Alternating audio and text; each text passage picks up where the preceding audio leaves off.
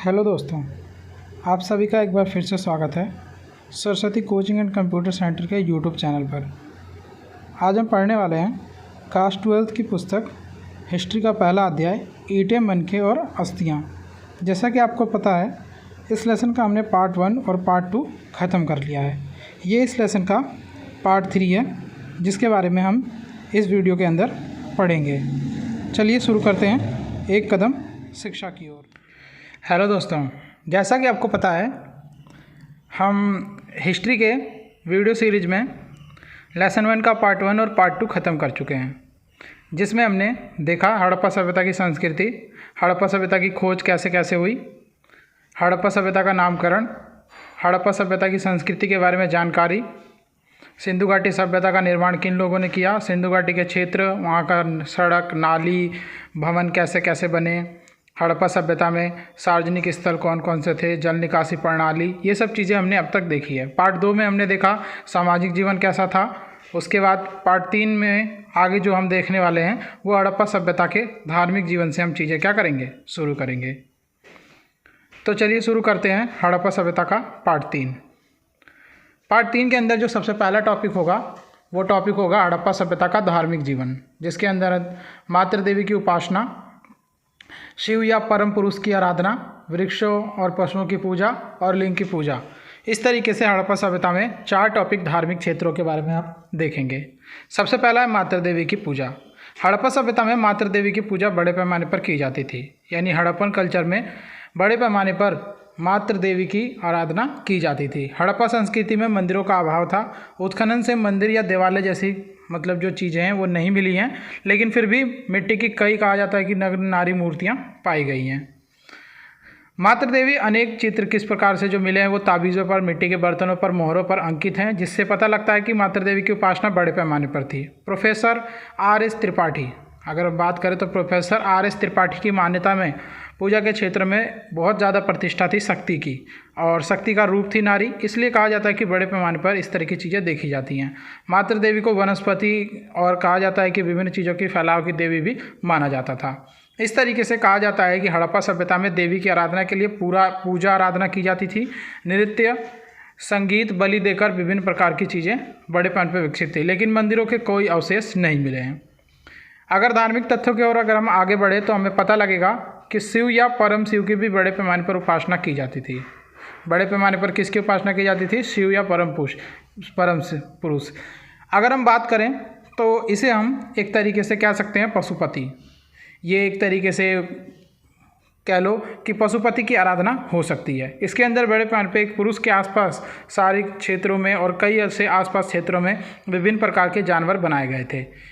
इसलिए कहा जाता है कि इसे पशुओं का देवता या तो मवेशियों का देवता कहा जा सकता है, जिसे हम पशुपति की अवधारणा कह सकते हैं। हड़प्पा सभ्यता के धार्मिक जीवन में अगला जो पॉइंट है वो है वृक्षों और पशुओं की पूजा। अनेक मोहरों से पीपल का वृक्ष मिला है और विभिन्न प्रकार के चित्र भी अंकित हैं, तो पता लगता है कि पीपल की पूजा लोग करते थे। वर्तमान में भी पीपल की पूजा होती है, तो पीपल कह सकते हैं कि पीपल एक पवित्र पेड़ माना जा सकता है। सांड और बैलों के भी चित्र अंकित हैं। वर्तमान में शिव भगवान के साथ सांड यानी नंदी की पूजा की जाती है, तो उस समय भी ऐसा हो सकता है कि बैलों की पूजा होती थी। लिंग की पूजा, कहा जाता है कि हड़प्पा सभ्यता में शिव की आराधना के रूप में लिंग की पूजा भी होती थी। कहा जाता है कि शिव का प्रचलन बड़े पैमाने पर, लिंग का प्रचलन हड़प्पा सभ्यता में बड़े पैमाने पर था। लिंग 2 इंच से लेकर कहा जाता है कि 4 फीट तक होते थे, जिसके अंदर विभिन्न स्तरों पर शिवलिंग की पूजा की जाती थी।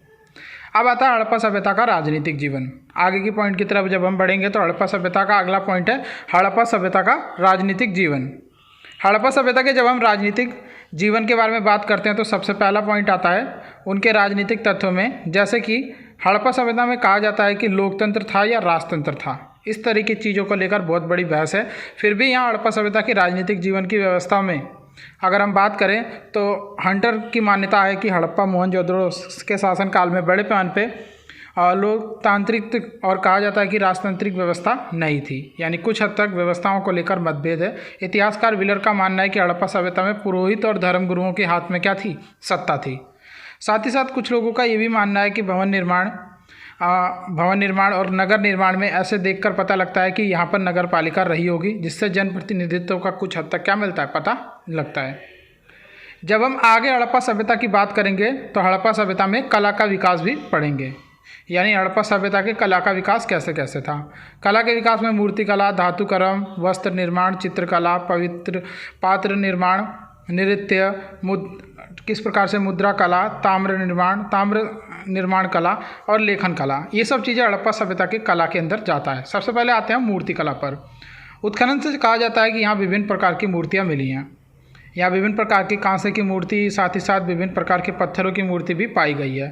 कहा जाता है कि मूर्तियाँ काफ़ी सुंदर होती थी, तिरछी, किस प्रकार से पतली, कहीं ना कहीं आँखें, पतली गर्दन, इस तरीके से विभिन्न प्रकार की मूर्तियाँ पाई जाती थी। धातुकर्म में सोने का, चांदी का और तांबे आदि के आभूषण भी पाए गए हैं। जब हम आगे चलते हैं तो इसमें हड़प्पा सभ्यता में हमें सबसे पहले आता है वस्त्र निर्माण कला। हड़प्पा सभ्यता में खुदाई से चरखा मिला है, जिससे पता लगता है कि लोग सूत काटते थे और किस प्रकार से सूती वस्त्र, कपड़े का निर्माण करते थे। अगर हड़प्पा सभ्यता की चित्रकला की बात करें, यहाँ की चित्रकला की बात करें तो मोहरों पर किस प्रकार से सांड के और भैंसों के चित्र हैं, वृक्षों के चित्र हैं। इस तरीके से कहा जाता है कि चित्रकला में काफ़ी ज़्यादा क्या थे, वो लोग निपुण थे। तो इस तरीके से देख सकते हैं कि हड़प्पा सभ्यता के लोग चित्रकला में भी काफ़ी ज़्यादा क्या माने जाते थे, निपुण माने जाते थे। पात्र निर्माण की कला। पात्र निर्माण का मतलब था बर्तन।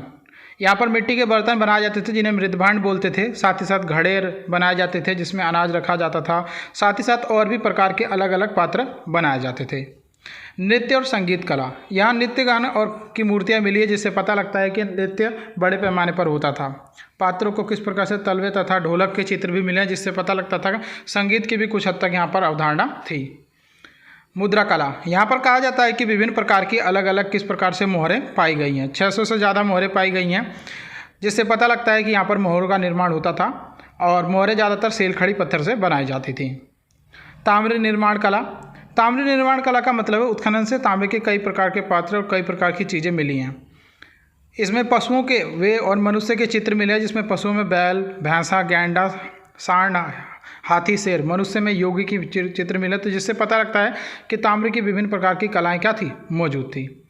हड़प्पा सभ्यता की अगर हम लेखन कला के बारे में देखें तो हड़प्पा सभ्यता में किस प्रकार से लेखन कला का अत्यंत योगदान भी पता लगता है।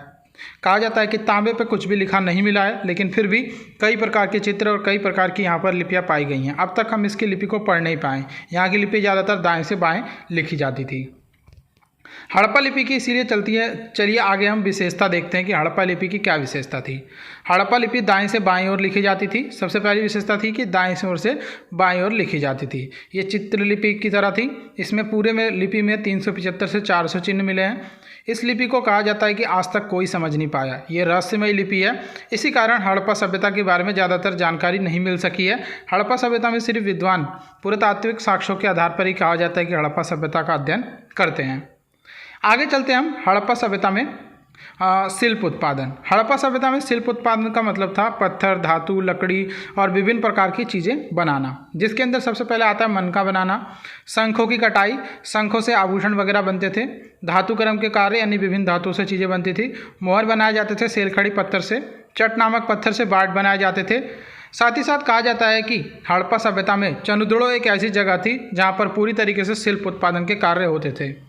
चनुदड़ों से बहुत सारे ऐसे शिल्प उत्पादन के बड़े पैमाने पर औजार और बड़े पैमाने पर कच्चा माल पाया गया है। साथ ही साथ अगर हम बात करें तो हड़प्पा सभ्यता में मोहरें काफ़ी मात्रा में पाई गई, यानी मोहरों का निर्माण बड़े पैमाने पर था। हड़प्पा सभ्यता में कांसे का प्रयोग किया जाता था। कांसा एक मिश्रित धातु था। टीन और तांबे का एक मिश्रित धातु था कांसा। कांसे जैसी धातु का हड़प्पा सभ्यता में बड़े पैमाने पर प्रयोग किया गया है, इसलिए इसे कांस्य युगीन सभ्यता भी हम कहते हैं। आगे चलते हैं हड़प्पा सभ्यता में। जैसा हमने देखा कि मनका सबसे इम्पोर्टेंट था, तो उसके बारे में देख लेते हैं। मनका सेलखड़ी पत्थर से बनाया जाता था। ये छोटे छोटे कहा जाता है कि मोती, ये माला की तरह मोती होते थे जिनकी माला वगैरह बनती थी। कार्नियल, जैस्पर, तांबे, सोने, कांसे के विभिन्न प्रकार की चीज़ों के मनके बनाए जा सकते थे। हड़प्पा सभ्यता में मनकों की माला बनती थी जो काफ़ी सुंदर होती थी, और मनके हड़प्पा सभ्यता की मुख्य सभ्यता के रूप में भी देखे जाते हैं। तो इस तरीके से हड़प्पा सभ्यता के हमने शिल्प उत्पादन के बारे में देखा। आगे जब हम चलते हैं तो हम हड़प्पा सभ्यता के पतन के बारे में एक नज़र डालेंगे। सबसे पहली लाइन ये आपको बता दूं मैं कि हड़प्पा सभ्यता का पतन का कोई निश्चित साक्ष्य नहीं मिला है। जो भी हम हड़प्पा सभ्यता के पतन के बारे में बताते हैं या जो भी चीज़ें व्यक्त करते हैं, वो सिर्फ और सिर्फ तथ्यों के आधार पर व्यक्त किया जाता है। जैसे हड़प्पा सभ्यता में जलवायु परिवर्तन, प्राकृतिक आपदा, भूकंप, अकाल, महामारी, साथ ही साथ बाहरी लोगों का आक्रमण, वनों की कटाई, नदियों का सूखना, नदियों का मार्ग बदलना और बाढ़ आना, ये सब चीज़ें सिर्फ और सिर्फ हमने क्या लगाया, अंदाज़ा लगाया। अलग अलग लोगों की इस पर क्या है, राय है। जैसे हम कुछ लोगों की राय के बारे में पढ़ते हैं। जैसे कहा जाता है कि पिंटन और व्हीलर जैसे लोगों ने कहा जाता है कि आर्य जाति के आक्रमण, यानी ऋग्वेद में कहा जाता है कि आर्य जाति के आक्रमण से बड़े पैमाने पर हिरुशिया को नष्ट उल्लेख किया है। का वैदिक साहित्य में हड़प्पा को कहा जाता है कि बड़े पैमाने पर हरीशियस कहा जाता था। जॉन मार्शल के अनुसार नदियों में किस प्रकार से बाढ़ जो है वो मुख्य कारण है। आर.एस. राव ने भी इसी अनुसार चीज़ें कही है। साथ ही साथ कहा जाता है कि किस प्रकार से अरविंद घोष और अग्रवाल जैसे लोगों ने जलवायु परिवर्तन के विषय में कहा है। तो इस तरीके से हड़प्पा सभ्यता के पतन के विषय में सबकी अलग अलग क्या है, राय है। लेकिन अभी तक कोई निश्चित एक साक्ष्य नहीं मिला जिसके आधार पर हम कह सकते हैं कि हड़प्पा सभ्यता का पतन हो गया है। तो ये हिस्ट्री के लेसन 1 का पार्ट 3 था, जिसमें हमने आज पार्ट 3 में देखा पतन हड़प्पा सभ्यता का, मन का निर्माण यानी शिल्प उत्पादन के बारे में देखा, लिपि देखी, लेखन कला देखा वहाँ का, ताम्र निर्माण, मुद्रा कला, नृत्य, पात्र निर्माण, चित्रकला, यानी बड़े स्तर पर हमने यहाँ पर कला का विकास देखा। हड़प्पा सभ्यता का राजनीतिक जीवन भी देखा हमने और धार्मिक जीवन भी आज हमने देखा। तो इस तरीके से इसका पार्ट 3 भी आज हमने ख़त्म कर लिया।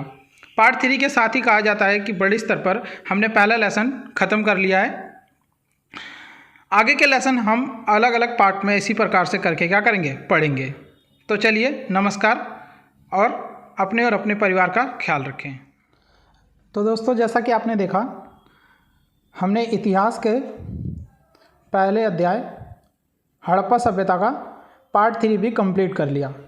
अगर आपको वीडियो पसंद आया तो वीडियो को लाइक करें, कमेंट करें और शेयर करना ना भूलें, ताकि ये वीडियो अत्यधिक लोगों के पास पहुंच सके। इसी प्रकार के और भी वीडियो हम बनाते रहें, इसके लिए चैनल को सब्सक्राइब करें और चैनल के साथ बने रहें। जब तक के लिए कीप लर्निंग। पार्ट 1 और पार्ट 2 देखने के लिए आप आई बटन पर क्लिक करके देख सकते हैं।